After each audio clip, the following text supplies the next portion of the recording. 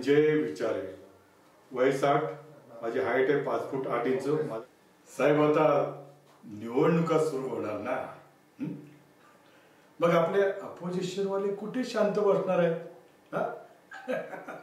अहो आपल्या नावाचा डंका कुठे ना कुठे वाजणारच आहे ना. मग आपल्याला जर निवडणुकीत बहुमताने जिंकायचं असेल तर आपल्याला अपोजिशन वाल्यांची खबर ठेवावी लागते.